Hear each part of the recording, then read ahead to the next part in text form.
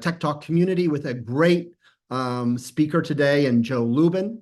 Also, this is a first date for Tech Talks. We are collaborating on this webinar with the Paris Blockchain Society and have Patrick, who's come out to help me host this one. Also, given interest in the webinar, we are not only have the Zoom link, but we're also streaming on YouTube. So welcome to those of you who are joining that way. Quick thank you to Accenture for their support and sponsorship on these Tech Talks. The main thing in terms of logistics to just point out is, as usual, for those on Zoom, we have the Q&A tab open. So feel free as you're listening to ask additional questions or follow-up questions, and Patrick and I will work that into the conversation, especially towards the end. Patrick, why don't you come on out? Patrick is the founder and president of the Paris Blockchain Society, and he's going to kick off our conversation. Hello, Peter, and thank you very much for this introduction. I'm Patrick Bouffartigue, the founder and president of the Paris Blockchain Society. We are a French community of blockchain and digital asset professionals, and we organize monthly online and in-presence international events to understand the major technical, business, and legal trends of this industry. I think now we can welcome Joe Lubin, and I will make short historical perspectives on our guest's background. Hello, Joe. Great to have you on the Tech Talk, and we are really happy to have you today. You are one of the most respected figure in the industry. I'd like in a few words to pay tribute to your work. You are the co-founder of Ethereum and the CEO of Consensys. Ethereum is an initiative of Vitalik Buterin in 2014, which you have joined as the co-founder to implement a revolution in the blockchain industry, which is the possibility to create decentralized applications on the blockchain through complex smart contracts. Today, Ethereum is the largest smart contract platform in the world, with more than 4,000 decentralized applications built on it. It is the Ethereum cryptocurrency, the second largest cryptocurrency by market capitalizations, with $300 billion market capitalizations.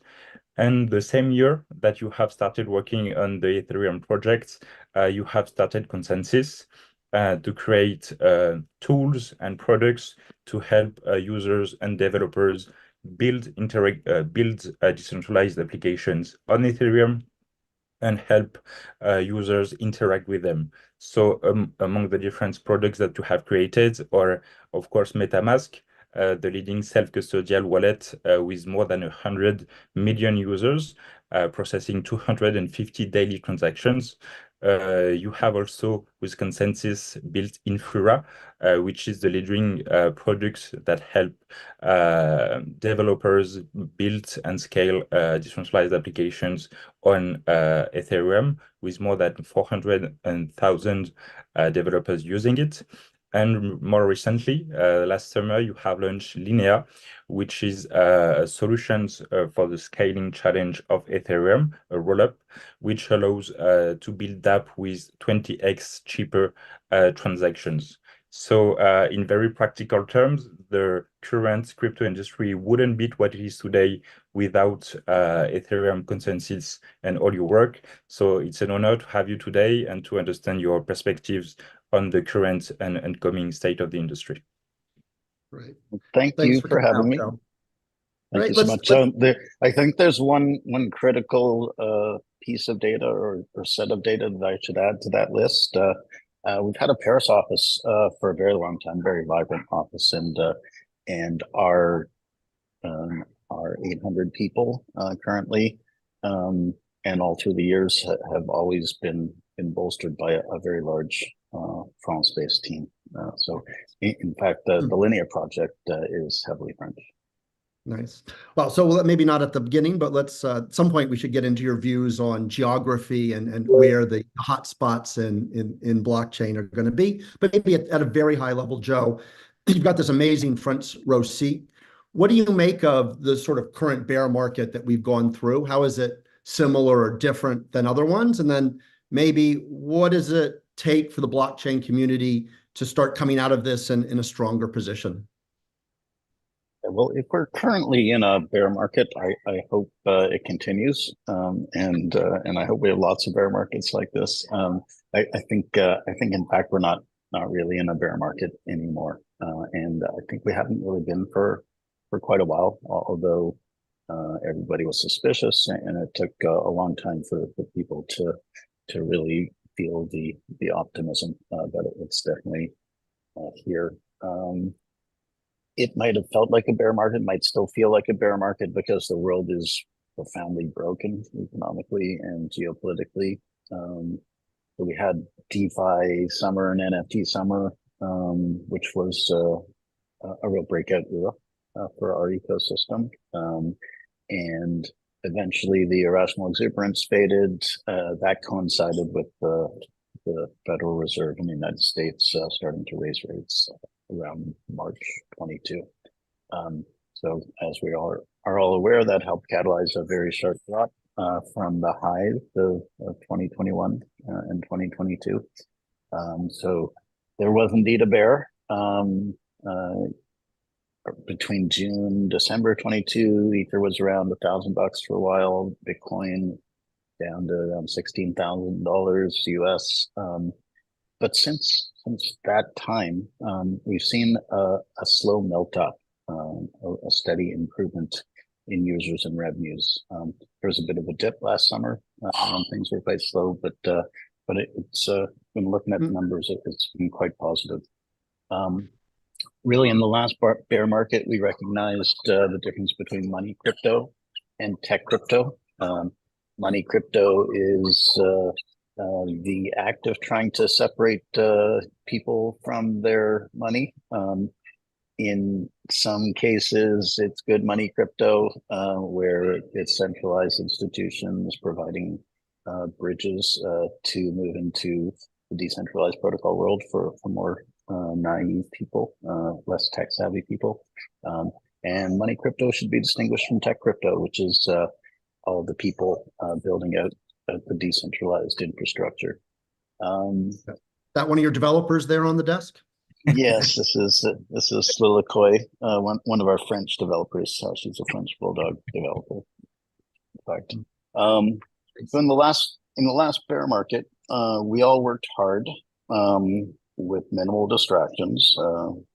We don't have as many distractions as in a bull market frenzy. We worked on Ethereum hard forks.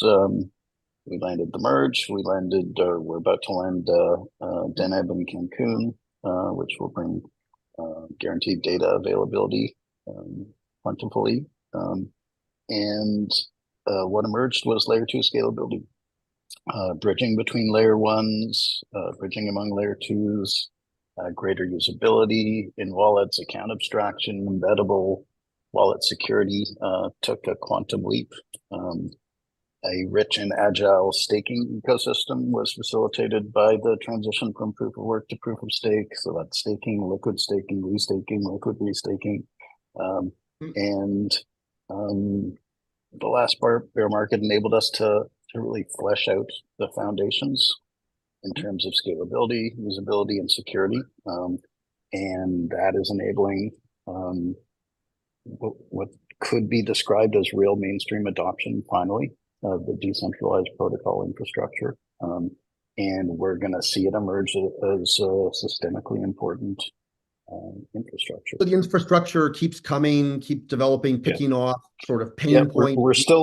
We're still building layers and layers of the infrastructure because that's what you need to do when you transform the entire planet's systems to sturdier foundations. But we are starting to cross the chasm into mainstream utilization. So when maybe I just to probe one follow-up question on that, just the sort of the relationship though between this decentralized world that you're building and traditional mainstream finance. I think you've seen more discussions around that lately. I don't know what you make of the ETFs for Bitcoin, potentially Ethereum coming. How do you see this relationship between mainstream finance and the DeFi blockchain world? So it's interesting, and it's proceeding differently in different parts of the world. In most of the world, there's been fear, there's been excitement, there's been pretty rational acceptance of the potential benefits of the technology amongst just the citizenry as well as regulators, and there are legitimate attempts to try to make sense of this new paradigm. It's a new paradigm in trust, and try to figure out how the paradigm fits into the political philosophy of the particular nation or nations that are considering it. It fits in certain ways in China, perhaps. Fits in different ways in Argentina and Venezuela. Maybe less regulated there, but still utilized. Not sure it fits in North Korea currently. And in different parts of the world, in Asia, Middle East, Europe, it's being embraced quite well. In the United States, a country that likes to, say, dominate the world through intermediaries, often financial intermediaries, the prospect of profound disintermediation could be seen by some to be a national security issue, and others could see profound decentralization as being consistent with free market capitalism and Western liberal democracy, and that debate is going on right now.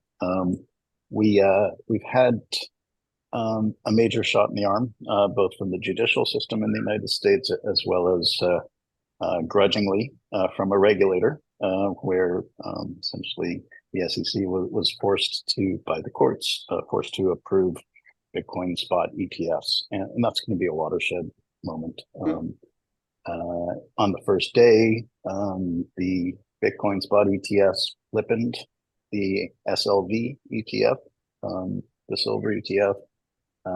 They're sitting at around $30 billion right now. Massive inflows. I think in the last couple of days there have been $600 million in inflows, heavily into BlackRock and Fidelity, but the others are accumulating as well. I think GLD, the gold spot ETF, sits at around $180 billion, and a rise in price and increased inflows could see the Bitcoin spot ETFs challenge the gold ETF, and that's going to be a big news story. And it's essentially when you have lots of the biggest pool of capital in history, the largest bridges for capital to flow into our ecosystem that we've ever experienced.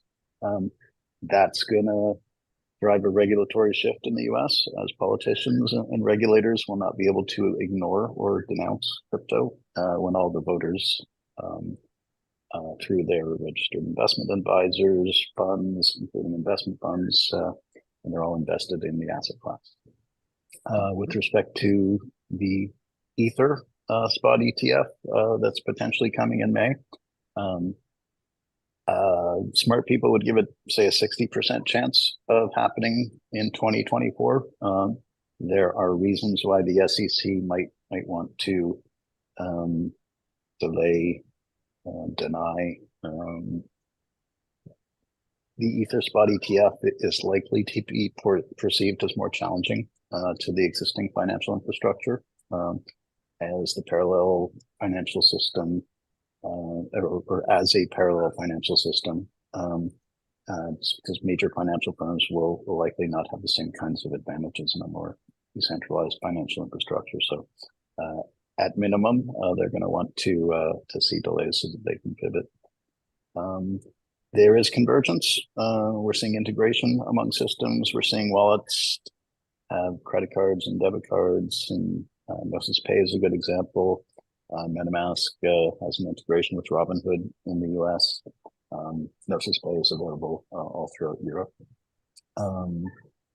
Stable coins are heavily being backed by US treasuries right now. And as nation states find it less exciting or safe to invest in or to lend money to the United States, we're going to see probably stablecoin companies become the largest lender to the United States. And so that's going to be a very interesting partnership. And we're going to see divergence. So even while we converge, as more and more people live and work in the blockchain space, as more applications come online, things like Dark Faster, NFT phenomenon 3.0, 4.0, people will get paid in crypto and organize their lives in crypto. And while the legacy infrastructure needs to continue to service the older cohorts, the younger cohorts are going to be crypto native, and more and more of the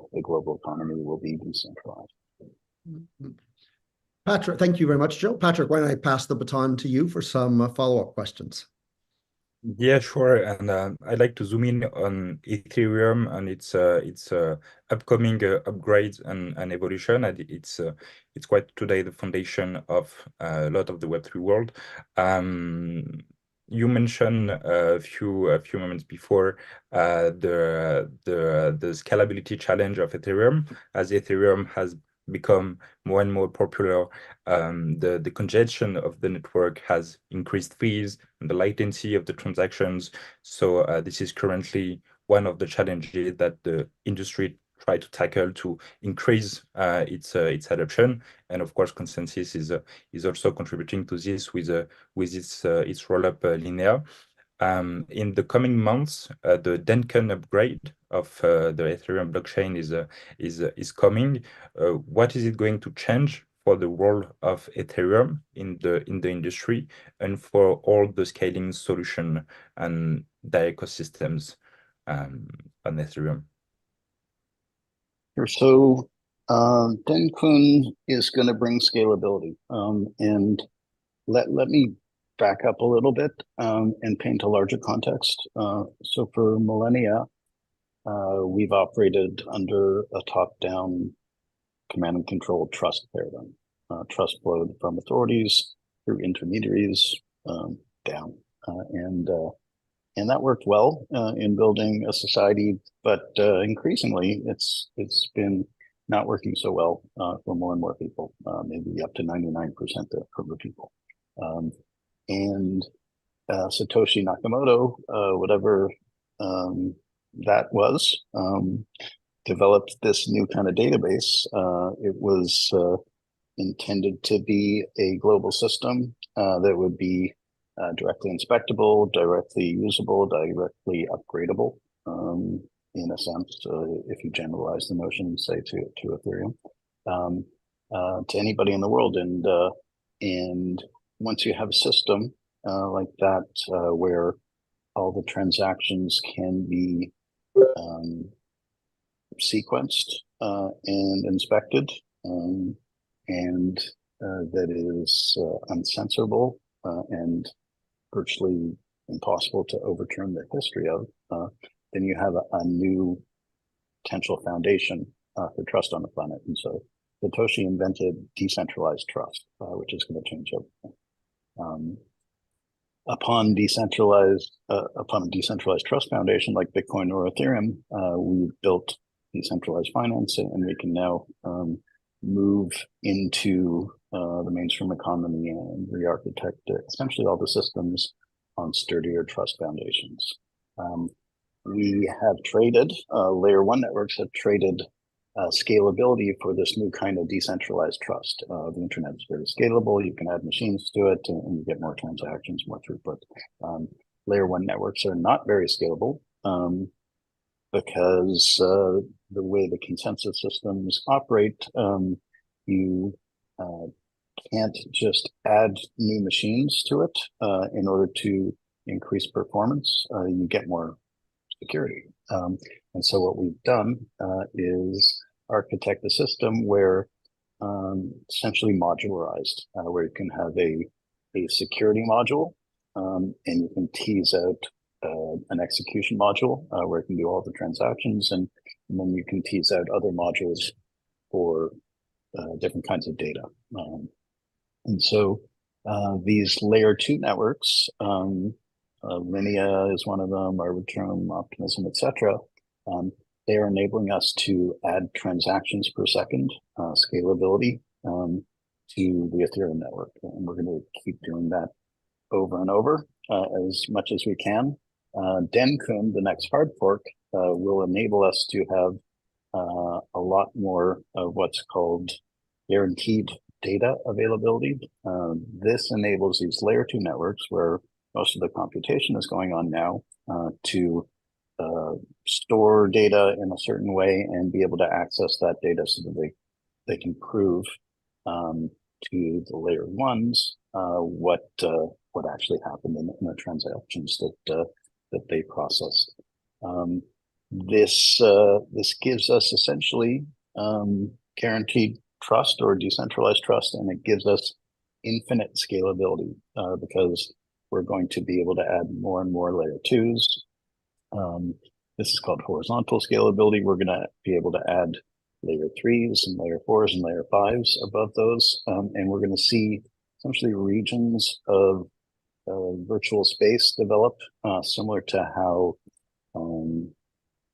economies develop around towns and grow into cities and nation states. So we are on the way. We have vertical scalability in the sense that we can have more and more powerful machines, better and better algorithms, and horizontal scalability will enable us to add these new networks one at a time that will subserve more and more communities and more applications. And thank you very much. And as we have more and more scalability solution, layer 2, 3, you even mentioned 4, the interoperability challenge might increase. And it is already today for a lot of Web3 users a challenge to navigate between all the different layers and to interact with the different decentralized applications. What type of solutions do you think will emerge from the markets when we will have more and more scalability solutions? Yeah, so we're in a moment of divergence. So we're gonna have these cycles of divergence and convergence repeatedly with respect to the technology. As we modularize and add more systems, more scalability, we are exploring the solution space of different kinds of solutions. If you look at the database world, there are a wide variety of classes of database and a wide variety of specializations within the class. So whether it's SQL, NoSQL, vector, etc. The world is made of databases, and there's a huge number of different kinds. We need that sort of differentiation in the blockchain space, and so the current period of divergence enables us to explore what's out there and improve things, and that leads to fragmentation, which is I think one thing that you're hinting at. So fragmentation, as we modularize in Ethereum, as we create these layer 2s, etc., is a real issue, but it's necessary for us to move into that issue, necessary for us to move into and through a fragmentation phase. And it'll be fragmentation with respect to usability. You've got a bridge to these different networks in respect to liquidity. There are different pools of capital on these different networks. So in order to build a globally usable, scalable, and homogeneous system, we are going to have to come up with the solutions that bring the fragmentation into coherence. So first, fragmentation can be seen as a bug or a difficulty, but it's also a feature. It enables diversity. It is part of the definition of decentralization. Forking of open source, forking of running networks is a superpower of our ecosystem. It's great when something when somebody comes up with an idea and is able to build on the shoulders of giants, or even a community splits into and services the two communities better than one community that's fighting over an issue. So we should support that, yet we should all be talking together better and working together better. So as I said, complex systems have to be built in a modular fashion. You build a first approximation, you build divergent evolutions and extensions, and you bring them together. Currently, there are messaging and bridging systems that are functional, a little vulnerable at times, difficult technology. They will enable in time all the networks at various levels to come together into an experience that feels as coherent as the current internet. State channels is a technology that's been professed for quite a long time to be usable and profound, and it's about to have a very significant role in bringing these networks together. Justin Drake of the Ethereum Foundations recently suggested that shared sequencing at layer one can serve as an important element, which will eventually solve the fragmentation problem. We at Consensys, our linear team, is working on a shared sequencer technology. There are other projects that are doing the same thing.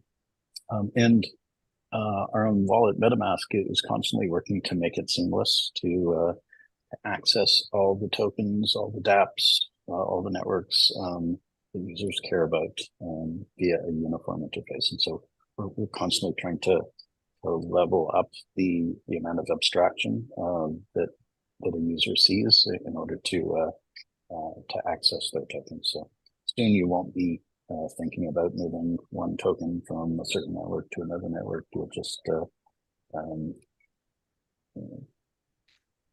maybe I can follow up, Patrick. So Joe, stepping up a level. So as you said, the foundations, the capabilities are building out. Period of a lot of experimentation. Are there particular applications, even tokens, that you're particularly find particularly promising in over the next year or two?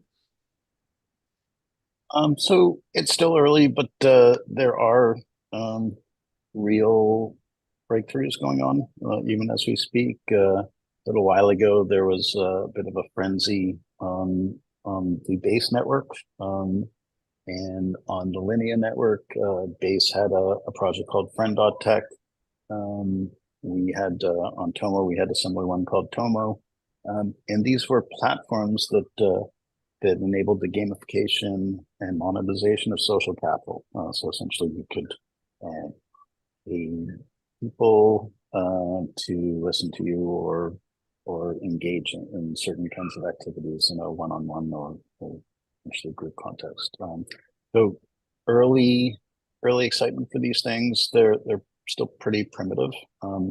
They enable you to monetize social graphs as opposed to what the legacy financial or the legacy technology world does, where they own your social graph and your identity and exploit them and your attention. And so we're going to see social graphs become owned by people. MetaMask has a Snaps plugin platform. And there are different snaps that you can use in MetaMask currently around establishing your decentralized identity. And then you can use attestations to say things about someone or somebody's behavior, something like that. Moving along that line of social graphs and social networking, a massive phenomenon is underway right now with Farcaster. Essentially, it's a Twitter replacement that's built with foundations on blockchain using optimism, and I think it's got a real shot at sticking.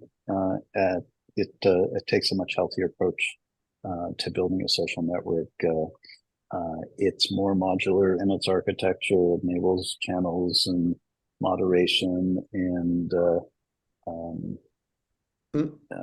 so stay tuned. Fingers crossed. It will emerge There there are are a few clearly other things. weaknesses. There are clearly weaknesses in Web2 social media. So that would be I hadn't noticed. yeah, okay, right. Maybe one follow-up question. So someone's asking on terms of the financial use cases that you talked about.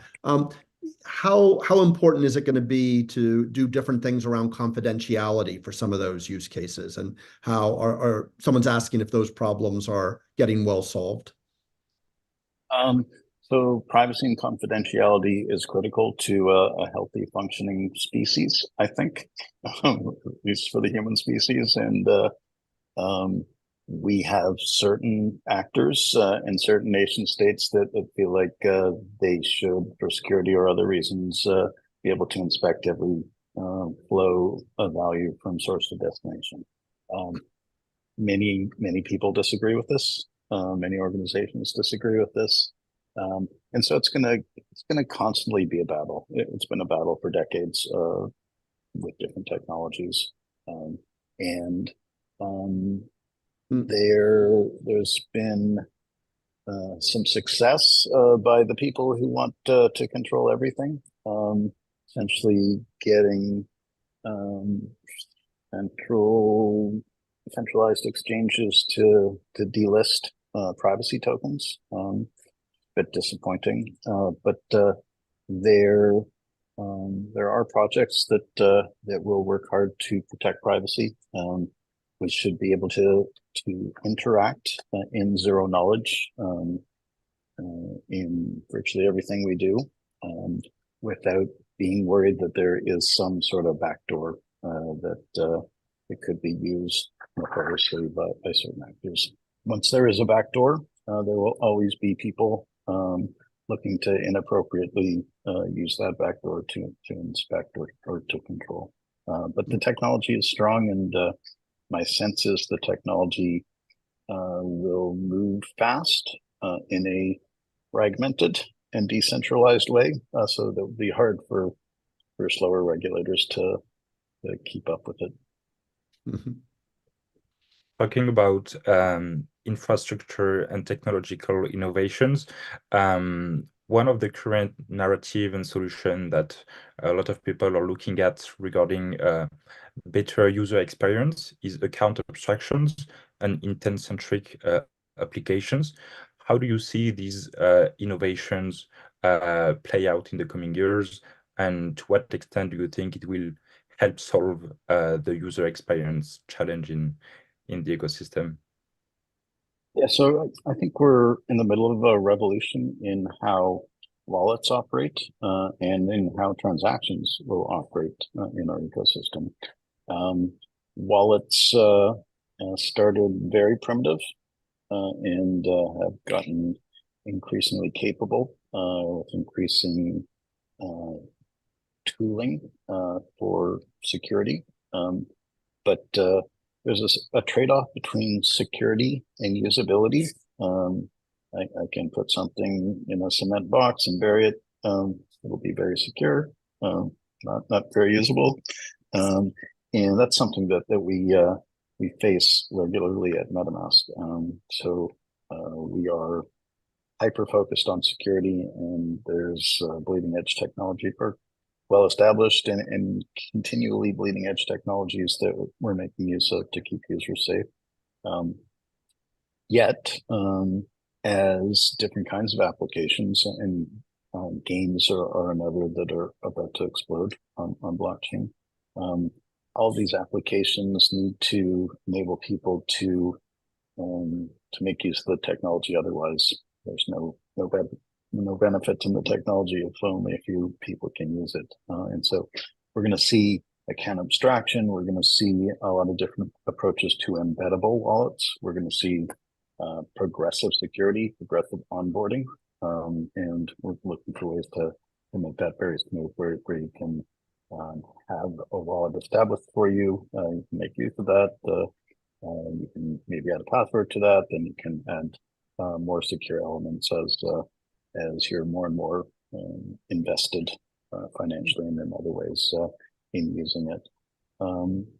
With respect to intents, that's essentially moving from a world in which you're choosing to buy something specific at a specific price or swap something specific for something else specific at a specific price in a specific place, to just putting out an intent to acquire something under certain parameters. And that's RFQs. That's the way a lot of the world works, and that introduces a lot more flexibility. So there are architectures out there, Uniswapx and others that are starting to operate that way, setting up multi-party markets, different kinds of actors in different kinds of ways. We have our own version of that it's definitely built out and will be launched at some point. So that's the direction of travel. So Joe, I think you're doing an interesting job of talking both about how the industry is evolving, and again, when you talk about what Consensys is doing, but maybe just to make that a little more explicit, what's the what are the key priorities at Consensys in terms of encouraging adoption here? How do you prioritize individual versus traditional business adoption? And just from a Consensys point of view, how do you see your role in the ecosystem currently? So we see our role as stewards of the ecosystem, and we're building businesses, and we are progressively decentralizing those businesses or those products. So we have been for a long time heavy participants in the research and development of the Ethereum protocol. We've built multiple execution clients and one Consensys network client. So currently Besu and Teku are our Ethereum clients, and they're well utilized and growing, fortunately, in utilization. We have run a few of the pillars of in use by both developers and end users for a number of years. So one has been Infura. Infura has enabled software developers to access the blockchain, reading and writing, for a long time.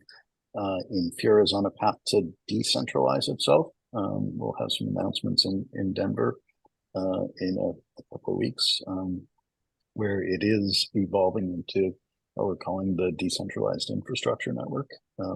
And that's going to enable software developers to permissionlessly deploy the backends of their own applications via this network of backend service providers. Infura itself is one of these layer 2 modules that is decentralizing itself. So it's in the process of decentralizing sequencer. It's going to be working with at least one other layer 2 to decentralize the proving mechanisms, or to enable multiple provers to serve as bridges to layer 1. That's part of the uniformization and homogenization that we need at layer 2. So that's going to take a few years to get to that point. But we need layer 2 to look like layer 1, in the sense that there are lots of clients cooperating and competing to produce something that's generally usable and not too fragmented. MetaMask is the most heavily utilized non-custodial wallet in our ecosystem, and it is also moving in the direction of greater decentralization. It does so via permissionless innovation first, meaning that we have a Snaps plugin architecture, so people can build into MetaMask, and we're going to have ways to make that more and more permissionless and more integrated with the MetaMask application. So anybody can now, using MetaMask Snaps, they can deploy a front end or release a front end that we can't stop. We don't want to be censoring those things. And so anybody can build their front end, deploy MetaMask, build their back end, deploying decentralized infrastructure network soon, and gets all the gatekeepers out of the way for the decentralized protocol ecosystem. Okay, Joe, Patrick, we have a whole bunch of great questions coming in. Maybe I'll turn over to Patrick in just a second. Maybe I could just ask one last question before Patrick takes on the Q&A. Just you've talked obviously about sort of the regulation, some of those pressures coming in. Where you personally has your views on the right balance between regulation and getting out of the way and allowing the innovation? Has that evolved much? Where do you stand today in terms of views on, to what extent can regulation play a constructive role and where in this thing? Self-regulation would play a great role. We're not very good at getting that organized in our ecosystem, unfortunately. We're not bad, and I think we'll get better and better. Regulators have a tough time figuring out how powerful, exponentially evolving technologies, overlapping technologies ramify amongst their citizens and their systems. Do we need some regulation from regulators? I think it's helped over this past darker period where regulators, having been quite deficient, finally stepped in to some degree and went after some of the bad guys, in a sense, people who'd been coloring way outside the lines and harming people quite significantly. And so that's been good for our ecosystem. We cleared out a lot of the CeFi rot, and that's going to prove to be enormously valuable to sort of normalize our technology, enable us to clean up the narratives, which were just false narratives. It wasn't really people in our ecosystem doing bad things as much as it was people who were interested in exploiting other people and making use of our technology to do bad things. So if they were really interested in decentralization, they'd be building decentralized things that wouldn't harm people. So maybe we need some more regulation, maybe not. I would argue, let's say in the AI space, that's going to be really hard to figure out. In the US, they're thinking about maybe limiting the amount of computation a single AI project could have, which is crazy and wrong. But maybe regulators will overreach in ways, as the SEC has done, and force people to more rigorously decentralize their projects. So you can imagine the SEC has caused people to think about how to rigorously full stack decentralize their decentralized application or their protocol. And maybe in the AI space, we will have what I think is really needed, some really strong drive to making sure that the foundations of AI are decentralized in terms of implementation, in terms of the hardware, the data, etc., broadly owned and transparent. So regulators, if you're going to spend some time regulating stuff, maybe push AI over in a decentralized direction. Thanks. Patrick, over to you. Okay, so I think we have a few questions from the public, and one of them has my attention because I think it's a question that is in a lot of minds at the moment. It's from Gabriel. Could you comment about the concentration of ETH on staking and restaking protocols? Are they a threat to the ecosystem? So I don't know if they're a threat to the ecosystem. And we've been having discussions to that effect.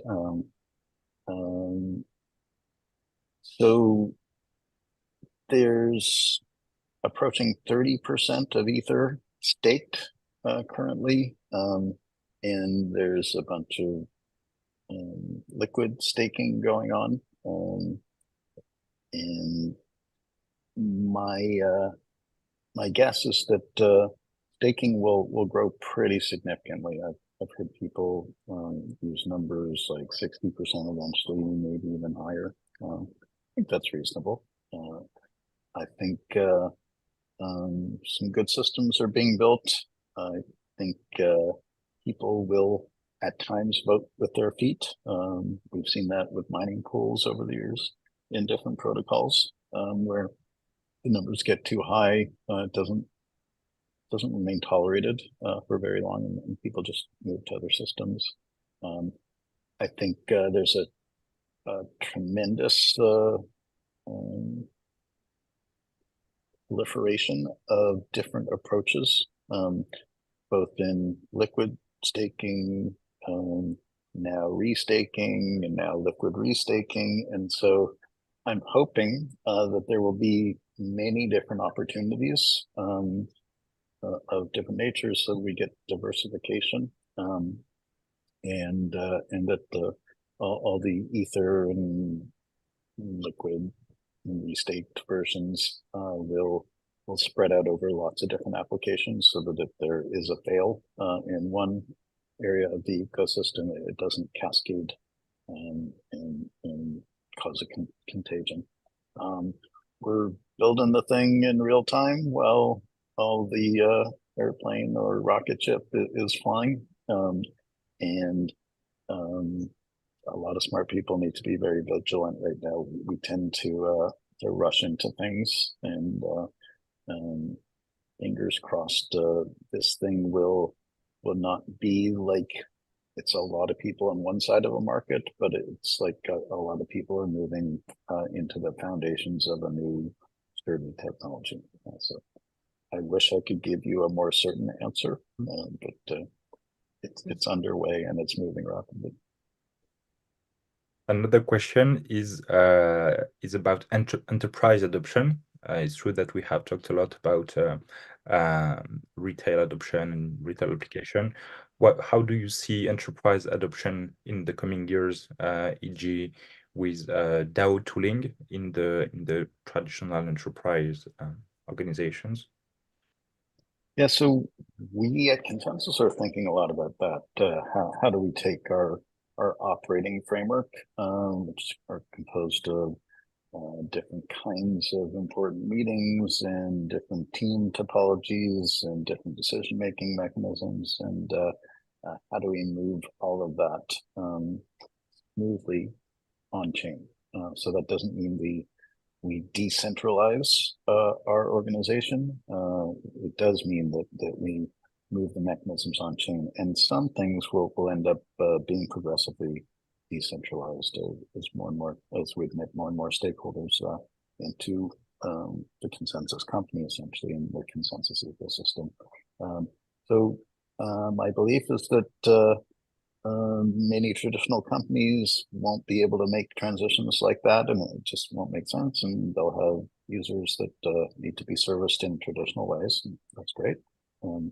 But there will be more and more usable tools for companies to get a little more hybrid, and there'll be many companies that grow into what you just called enterprises that are pretty natively decentralized. So we used to use the term enterprise to refer to legacy companies, traditional financial companies and others, and now we use the term enterprise to refer to things like Aave and Compound and Farcaster.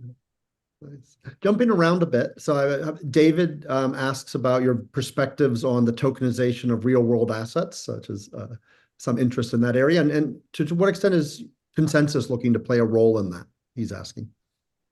Yeah, so we used to have a rallying cry very early on, tokenize all the things, and so that was a recognition that there are many digital assets in the world, increasingly.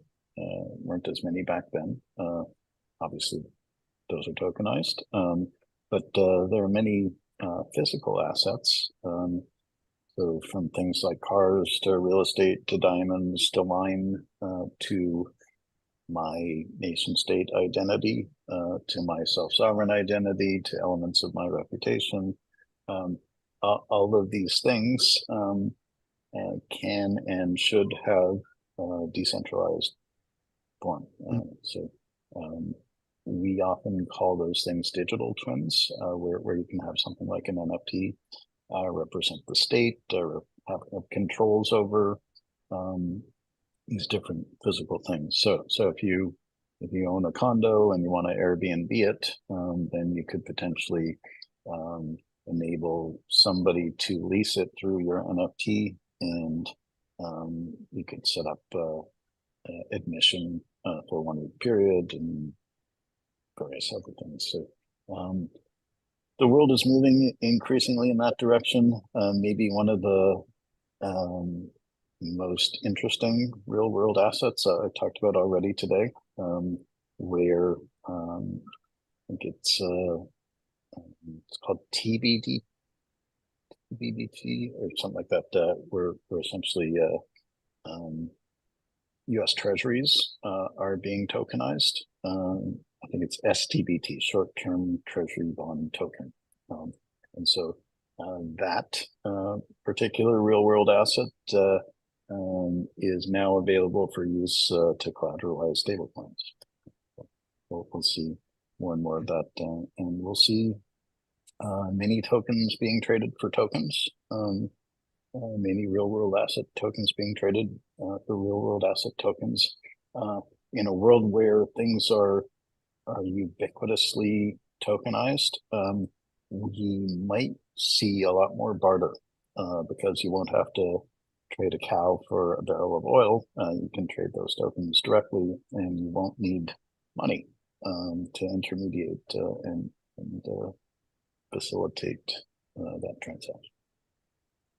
So less money, more tokens. Very good.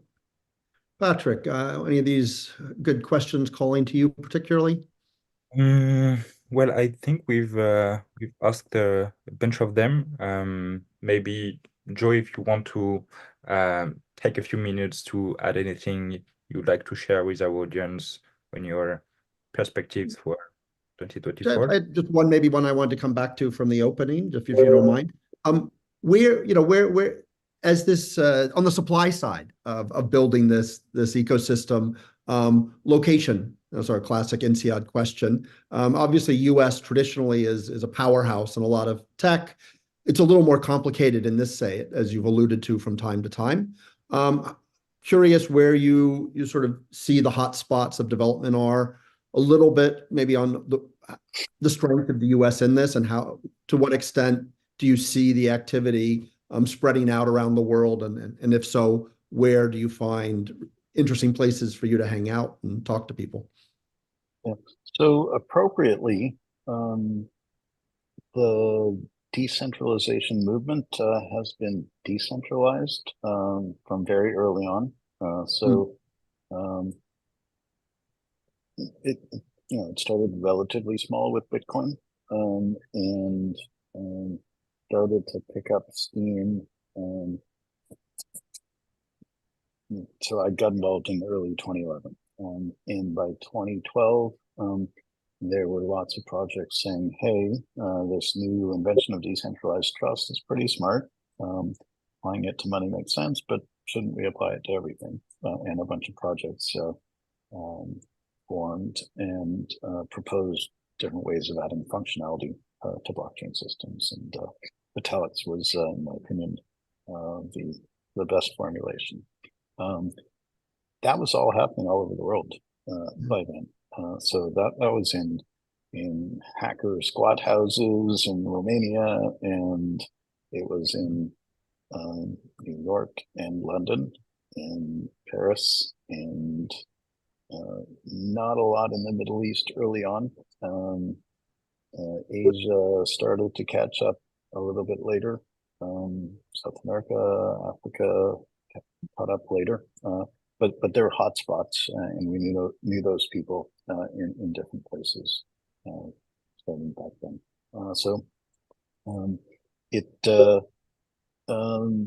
There are places that are more technologically advanced. Silicon Valley was one of those.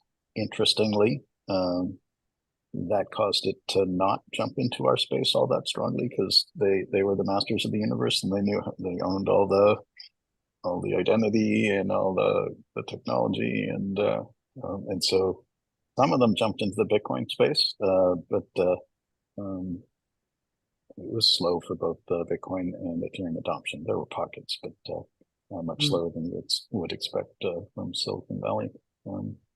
But happily, it's been pretty decentralized, and let's hope the decentralized protocol ecosystem remains decentralized. We need to be constantly vigilant because as we keep developing, there will always be opportunities and vulnerabilities that either smart actors or nefarious actors will try to take advantage of for either money or power. But we've got to be very vigilant, very sensitive, hypo-allergic ecosystem. So our ecosystem sees vulnerabilities even when they aren't there, and people yell loudly and make sure they're not exploited. Very nice. Yeah, so as Patrick was saying, any sort of closing thoughts? Your enthusiasm for the decentralization seems unbowed. Yeah, definitely. So I'm an optimist, and I think it makes sense to be pretty optimistic, even as confusing and dark as things can seem right now. We are at the end, the very dynamic end of a super cycle. So I think of it in two ways: as an 80 to 100 year generational super cycle. So Strauss and Howe have written some books on that theory, where essentially 4 generations repeat themselves in a certain pattern. The first generation comes out of a very difficult situation, comes up with a new insight, drives a new system of the world that gets built, gets accelerated by the second generation. The third generation lives off of it and starts to find cracks and starts to exploit things, and essentially the world has gotten so complicated and exploitable at that point that it all careens into a brick wall, and a new insight and new system of the world is required. So we're in the fourth generation